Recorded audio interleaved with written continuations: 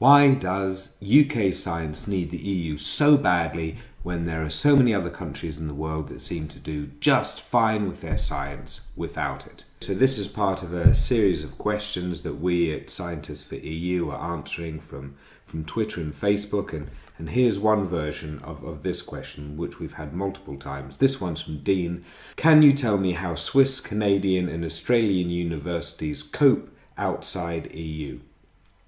Well, sure, of course they cope, and in fact Switzerland copes particularly well, partly because they buy into the EU programme in order to do some of their science, and they do very well from it.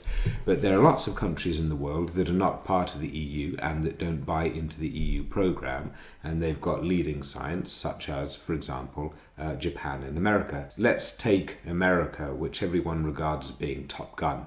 They're actually not. We are. We in the UK are number one in terms of productivity for our science. This has been attributed in part by a report to the fact that we have a lot more international research going on than America does.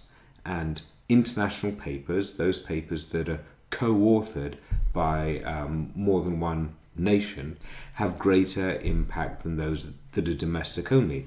Now, we in the UK at the moment, over 50% of our papers are international. In America, they're still languishing on 35%. So not only do we have a great tradition in science ourselves, but we also have on the side an option of the EU where we can pay into that pot in order to have that common pot of funds so that we can do all the multinational collaborations on that kind of scale and with that kind of mixing that we can. So that's why we do very well from the EU. Could we cope outside the EU? Yeah, sure, we could cope, but we do so much better inside it, and that's the whole point.